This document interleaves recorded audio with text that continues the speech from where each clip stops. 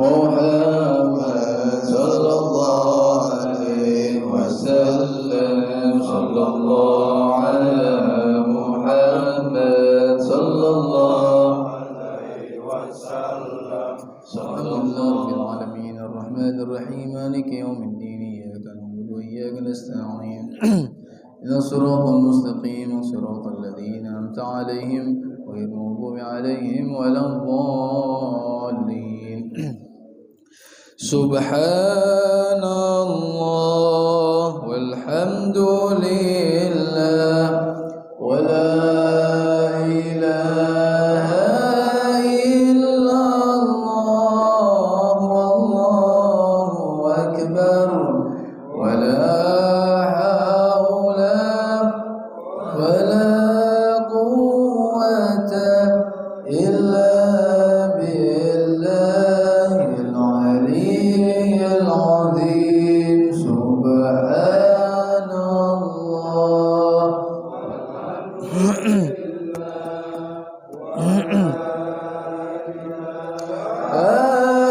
إلا الله والله أكبر ولا حول ولا قوة إلا بالله العلي العظيم سبحان الله ولا إله إلا الله والله أكبر ولا حول ولا قوة إلا بالله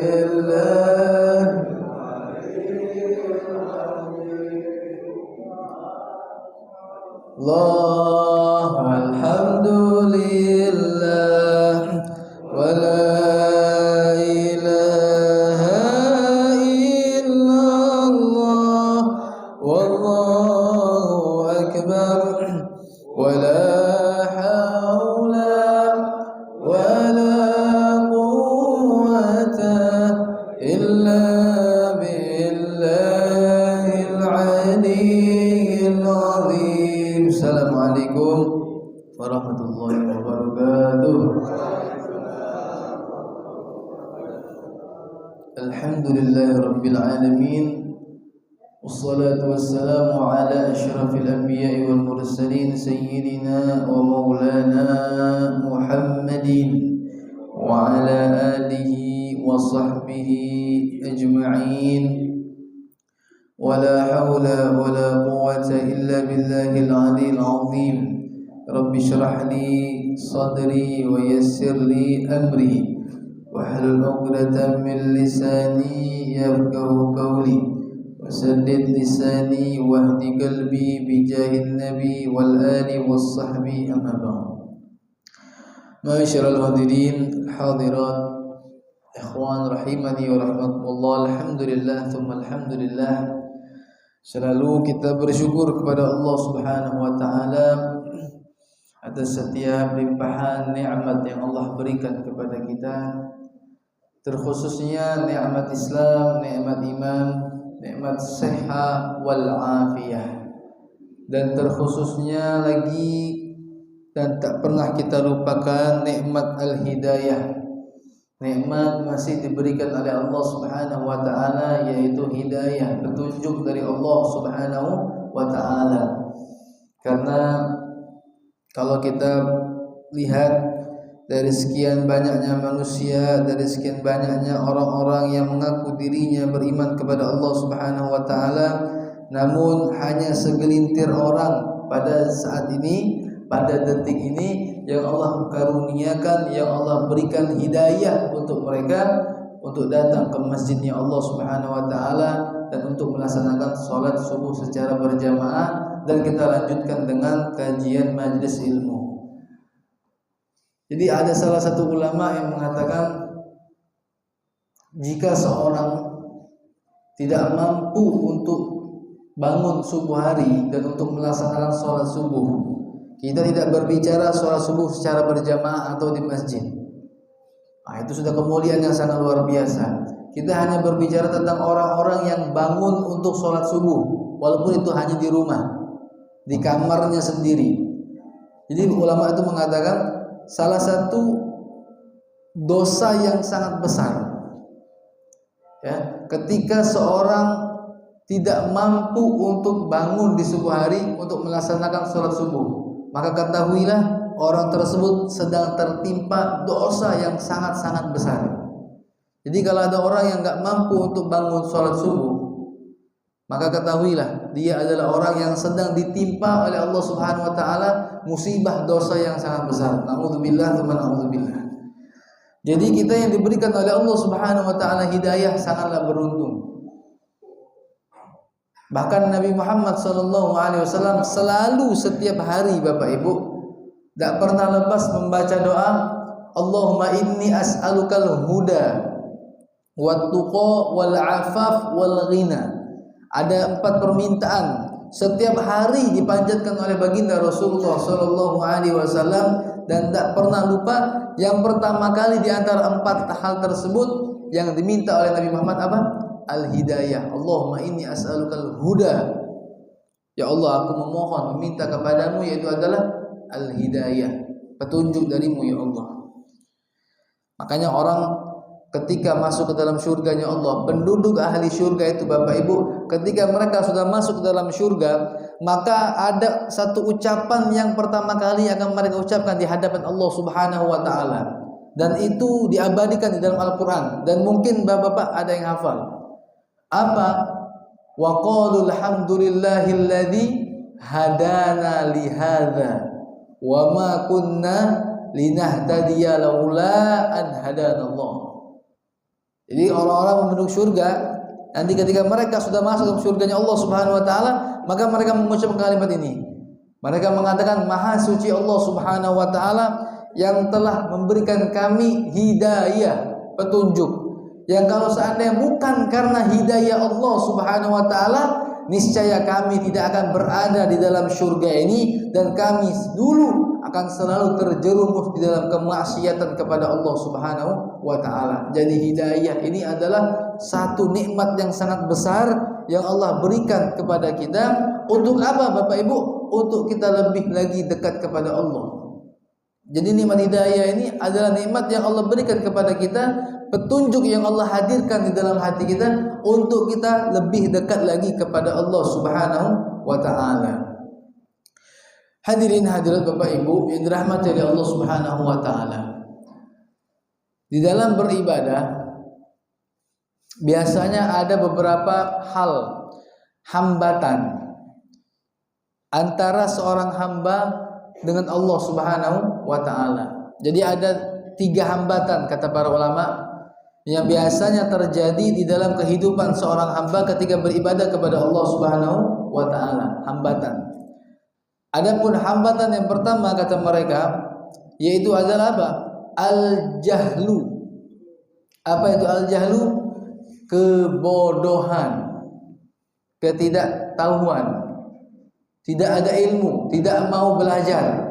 Nah, ini adalah hambatan antara seorang hamba ketika beribadah kepada Allah Subhanahu Wa Taala. Sumber kesesatan, sumber kebinasaan itu adalah kebodohan. Makanya Rasulullah mengatakan apa? Talabul ilmi fardhatun ala kulli muslim. Menuntut ilmu, mencari ilmu itu adalah sesuatu yang sangat wajib, fardu ain hukumnya secara individual. Fardu ain sama halnya seperti sholat 5 waktu, hukumnya wajib bagi setiap muslim untuk menuntut ilmu. Kenapa Bapak Ibu? Karena ada orang yang paling berbahaya di dunia ini bukan adalah orang yang zalim, bukan adalah seorang pencuri, bukan.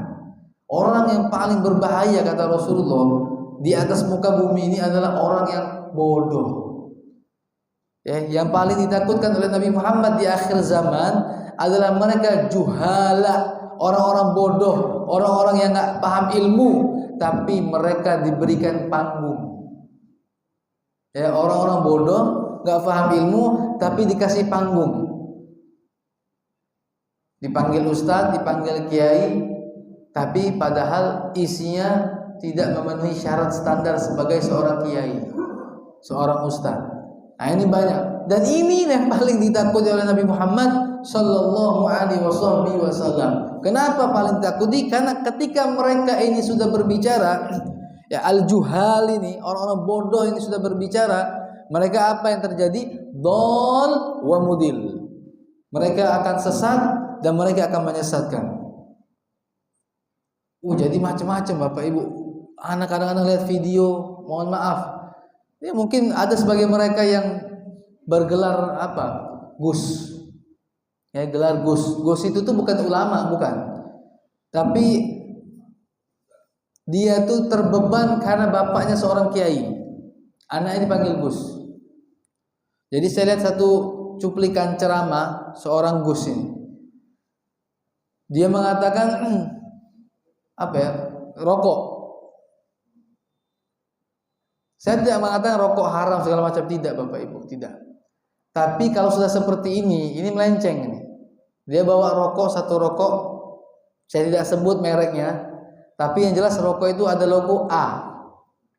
Rokok itu ada logo A, ada huruf A-nya. Mungkin ada yang tahu lah. Ya. Ya, bukan Surya. Bukan Surya. Logonya A, tak usah disebut. Jadi Gus ini dia ngomong, rokok ini katanya mengajarkan kita arti daripada ketauhidan. Ini lagi ceramah Bapak Ibu. Rokok dikaitkan dengan tauhid. Ini bodohnya minta ampun kalau saya itu. Ini tak paham anak kalau sudah ngomong-ngomong seperti itu tuh enggak tahu anak cak mana nak ngomongnya. Rokok adalah sumber ketauhidan kita kepada Allah. Dia ngomong Allah senang sama orang-orang para perokok. Buktinya apa? Loh ini rokok ini ada logo A. A itu adalah Allah katanya. Wah, kan ini kan sudah bodohnya minta ampun lah. Bodoh. Al-jahlul murakkab ini namanya. Goblok, sangat goblok lah. Tak masuk akal kok rokok dikaitkan dengan tauhid. Apa? Dari mana tauhidnya? Dari huruf A itu katanya. Yang logo di rokok itu A itu adalah apa? Allah. Ini kalau orang sudah bodoh diberikan panggung. Apa yang akan terjadi? Dhal wa mudil. Mereka ini sesat dan mereka akan menyesatkan umat. Dan ini yang paling membahayakan di akhir zaman kata Rasulullah. Dan ini yang paling takutkan. Bahkan Nabi lebih takut kepada mereka daripada Dajjal. Nabi lebih khawatir, lebih takut kepada orang-orang seperti ini, orang-orang bodoh yang mereka diberikan panggung berbicara tentang masalah yang bukan mereka pahami. Orang yang tidak paham ilmu kedokteran tapi dikasih panggung di dalam pembahasan kedokteran, dia mati umumnya. Orang bukan seorang ustadz, kapasitas bukan ustadz, tapi diberikan panggung selayaknya ustadz dan kiai. Wah ini bahaya. Umat bahkan tersesat. Jadi kebodohan itu adalah hambatan ketika seorang hamba beribadah kepada Allah Subhanahu wa taala. Makanya kita ingat selalu diperintah oleh Nabi Muhammad SAW untuk menuntut ilmu. Dan kita sering ketahui juga Bapak Ibu ketika Rasulullah masuk ke dalam masjid, ketika ada dua halaqah, dua majlis taklim, ada dua majlis yang sedang mengadakan pengajian, Nabi mengatakan kilahuma alal khair, satu pengajian zikir, satu pengajian ilmu.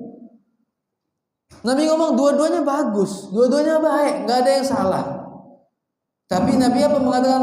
Tapi aku lebih senang dan lebih suka untuk duduk di majlis ilmu. Kenapa? Karena ilmu itu bagian juga dari zikir. Tapi kalau zikir belum tentu menuntut ilmu. Orang menuntut ilmu itu sudah bagian dari zikir. Kita menuntut ilmu ini di situ pasti disebut nama Allah. Pasti disebut nama Nabi Muhammad SAW. Jadi sudah bagian dari zikir. Tapi di zikir belum tentu menuntut ilmu. Kalau zikir kan sudah Allah, istighfar, sholawat segala macam. Zikir tidak ada ilmu dibahas di dalamnya. Tidak mengajarkan kita apa itu haram, apa itu halal, apa itu wajib, apa itu sunnah, apa itu makruh, apa itu mubah. Tidak diajarkan ketika zikir. Tapi kalau majlis ilmu, itu yang mengajarkan kita dan memberikan pengetahuan di dalam kehidupan kita. Maka Nabi lebih senang duduk di dalam majlis ilmu. Yang kedua, hambatan kita beribadah kepada Allah Subhanahu wa taala yaitu adalah apa? Hawa nafsu. Hawa nafsu. Ya, hawa nafsu itu makanya disebut dalam Al-Qur'an ada al-ammaratu bisu, ya, nafsu yang selalu mengarahkan kita di dalam perbuatan-perbuatan yang buruk. Satu lagi nafsul lawwamah, nafsu yang tercela. Ya, banyak orang yang tertipu dengan hawa nafsu, Bapak Ibu. Termasuk kita kadang-kadang tertipu. Kadang-kadang hawa nafsu ini jelas mengarahkan kita ke dalam satu kemaksiatan, jelas. Nah, ini udah jelas. Ya, tapi yang bahaya itu adalah nafsu yang mengarahkan kita di dalam kebaikan, tapi di akhir ujungnya sebenarnya dia mengarahkan kita ke dalam kemaksiatan. Contoh, ya seperti sekarang inilah. Kita diajak dulu ke masjid sama hawa nafsu tadi. Ayo ke masjid. Ya tak? Diajak begadang dulu semalam. Ya tak? Diajak begadang apa? Tahajud. Pagi kita bangun. Ya kita bangun malam. Kemudian sholat subuh di masjid. Setelah sholat subuh di masjid, duduk di majlis taklim dulu. Setelah majlis taklim dia keluar. Nah, di situ hawa nafsu bermain. Woi, jingok diri kau nih. Kau lah sudah tahajud. Wong di sini katain tahajud, cuman kau. Habis tahajud kau ke masjid dulu, sholat subuh. Habis itu kau lanjut lagi majlis taklim. Setelah itu kau lanjut lagi ngaji Quran. Wong lah balik, kau masih ngaji di masjid. Ini hawa nafsu. Banyak orang-orang tertipu dengan hal seperti ini. Kalau sesuatu yang mengarahkan dalam keburukan, kemaksiatan, jelas. Itu biasa. Tapi hal yang seperti ini, dan hawa nafsu ini Bapak Ibu tidak bisa dibunuh. Sepakat ulama mengatakan hawa nafsu itu tidak bisa dibunuh selagi ruh kita masih berada dalam jasad kita. Dibunuh tidak bisa, tapi dijinakkan bisa. Tapi kalau dihilangkan tidak bisa, karena itu sudah kodrat dari Allah Subhanahu wa taala yang Allah letakkan di dalam diri kita, hawa nafsu. Jadi hati-hati dengan hawa nafsu, bisa menjadi hambatan kita beribadah kepada Allah Subhanahu wa taala. Kemudian apa yang ketiga? Talbis syaitan. Ya, iblis, talbis iblis, syaitan itu luar biasa. Ya, dan iblis itu ingat Bapak Ibu, mengambil ikrar janji ketika dikeluarkan oleh Allah Subhanahu wa taala dari surga, langsung mengambil sumpah di hadapan Allah Subhanahu wa taala. Apa sumpahnya? Tsumma la'atiyannahum min baini aydihim wa min khalfihim wa an aymanihim wa an syama'ilihim. Ya Allah, aku tidak akan masuk itu, tidak akan cuti, tak bakal ambil libur sedikit pun, sedetik pun aku tidak akan ambil cuti. Untuk apa? Untuk menggoda, untuk menyesatkan manusia di dalam jalan-Mu ya Allah. Aku akan datang kepada mereka dari depan, dari belakang, dari kanan, dari kiri. Jadi iblis tidak pernah cuti untuk merayu kita di dalam berbuat maksiat dan kebodohan. Nah, itu iblis. Ya, tak pernah dia capek kalau untuk menggoda kita, tidak menyimpangkan kehidupan kita di dalam kemaksiatan kepada Allah Subhanahu wa taala. Tapi inilah Bapak Ibu hakikatnya kehidupan. Tak kate di antara kita ketika beribadah lepas dari yang namanya kebodohan. Pasti ada be kita ingat kan? Ada be. Karena beginilah hakikat kehidupan manusia. Berapa banyak ketika kita sudah melaksanakan ibadah tapi ada be kebodohan masih ada dalam diri kita. Berapa banyak ketika kita melaksanakan ibadah tapi tetap be ternyata ibadah kita masih dengan hawa nafsu. Berapa banyak kita telah melaksanakan kemaksiatan kepada Allah Subhanahu wa taala karena sebab talbis dari syaitan. Tapi begitulah manusia. Allah ciptakan bukan hanya untuk lembarannya bersih. Tidak ada lembaran kehidupan manusia ini bersih. Kita bukan nabi.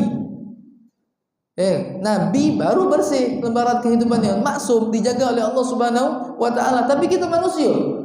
Memang kita diciptakan oleh Allah Subhanahu wa taala, memang ada yang namanya nuktah. Titik hitam di dalam lembaran-lembaran kehidupan kita. Tak kate manusia yang bersih, suci itu tak kate kecuali nabi dan rasul. Dan Allah mengatakan dalam Al-Qur'an, "Wallahu akhrajakum min butuni ummatikum la ta'lamuna syai'an." Allah telah mengeluarkan kalian dari perut-perut ibu kalian dan kalian pada saat itu dalam keadaan tidak mengetahui atau dalam keadaan bodoh. Tidak mengetahui sama sekali. Jadi kita manusia ini Bapak Ibu pasti ada yang namanya nuktah, titik hitam atau kotoran di dalam lembaran kehidupan kita. Tapi ingat Bapak Ibu, ternyata Allah Subhanahu wa taala itu bukan hanya cinta kepada orang-orang yang ahli sujud, yang banyak pahalanya, yang banyak sholatnya, yang banyak zikirnya, banyak baca Qur'annya, banyak pahalanya, bukan. Allah tidak hanya mencintai orang-orang ahli sujud, bukan.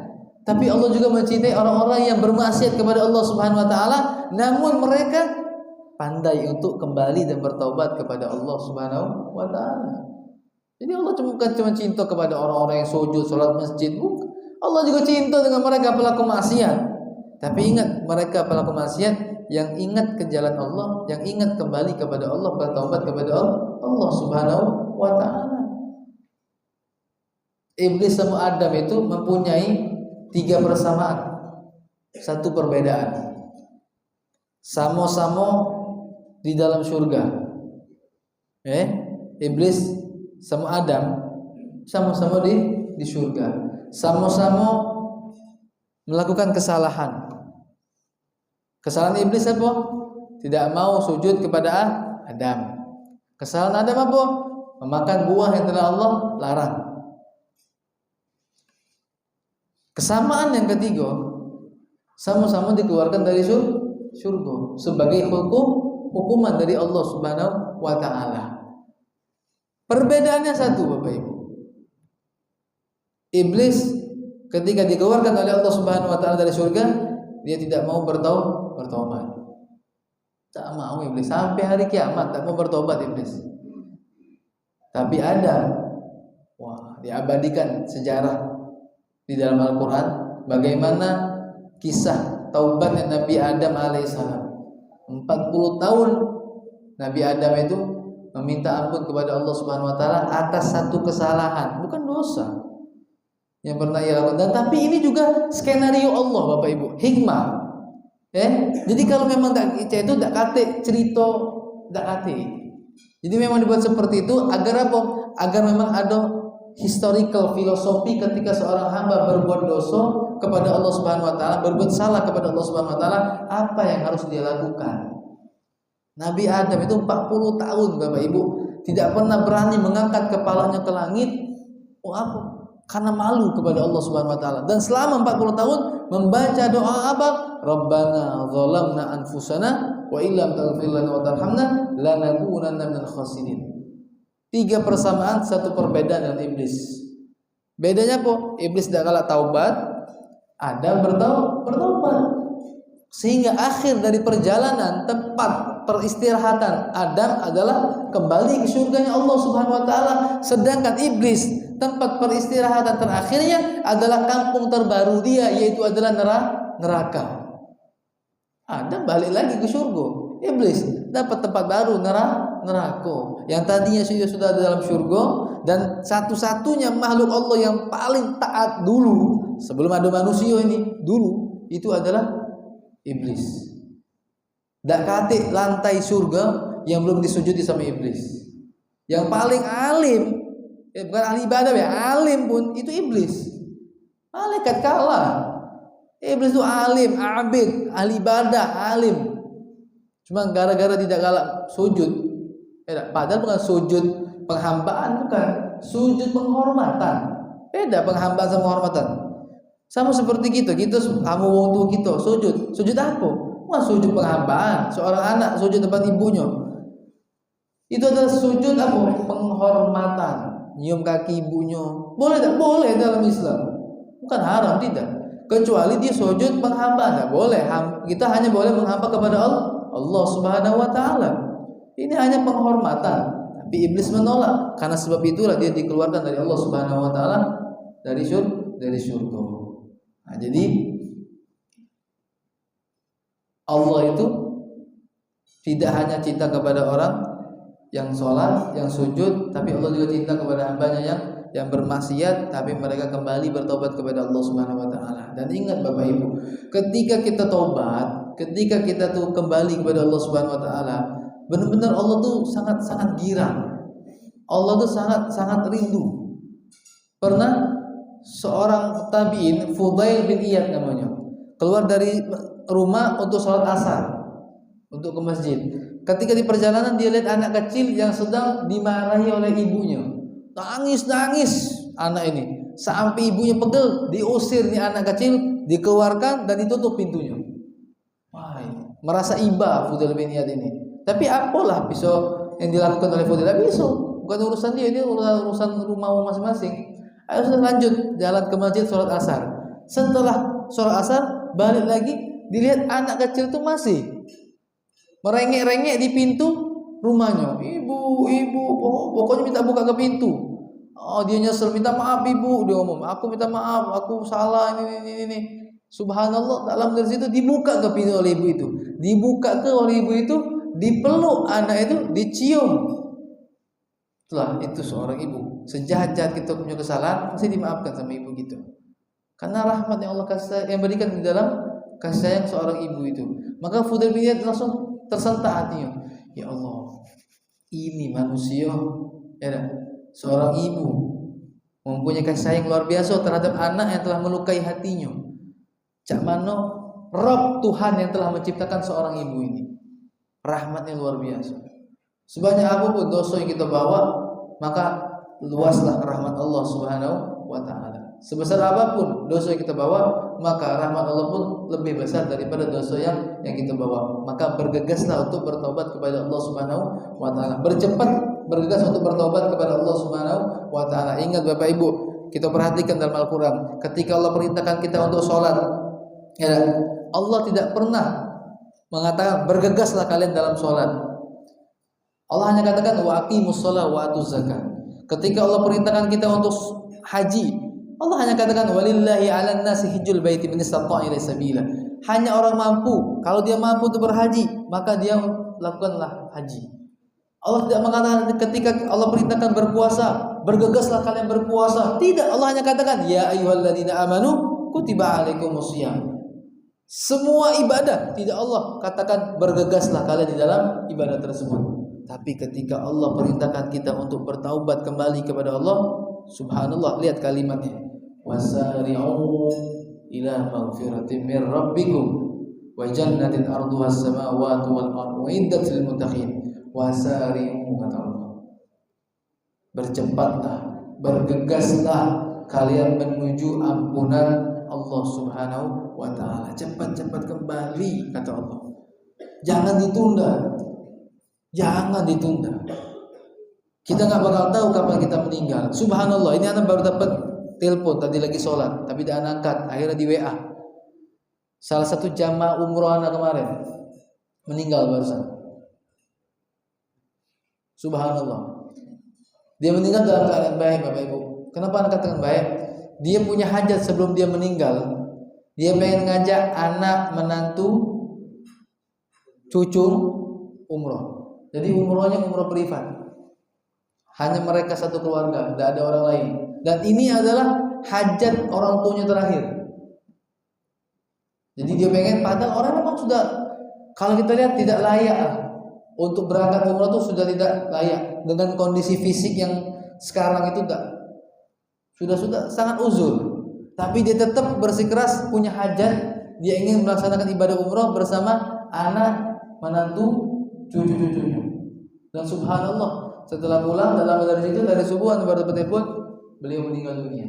Kita doakan ya semoga Allah Subhanahu wa taala ampuni segala dosa-dosanya, Allah maafkan segala kesalahannya, dan Allah berikan kedudukan yang tinggi di sisi Allah Subhanahu wa taala, dan Allah jadikan kuburannya raudhah min riyadil jannah. Amin. Amin ya rabbal alamin. Bapak Ibu, itu rahmat dari Allah Subhanahu wa taala. Semoga apa yang kita bahas, apa yang kita dengar pada pagi hari ini akan menjadikan ilmu yang bermanfaat bagi kita semua, dan semoga kita digolongkan oleh Allah Subhanahu wa taala hamba-hamba Allah yang selalu kembali kepadanya, selalu bertaubat kepada Allah Subhanahu wa taala, dan Allah senantiasa selalu iringi kehidupan kita di dalam taufik dan hidayahnya sehingga kita mati dalam keadaan husnul khatimah. Amin. Amin ya rabbal alamin. Hadza minni wa aqulakum wal afu minkum. Assalamualaikum warahmatullahi wabarakatuh.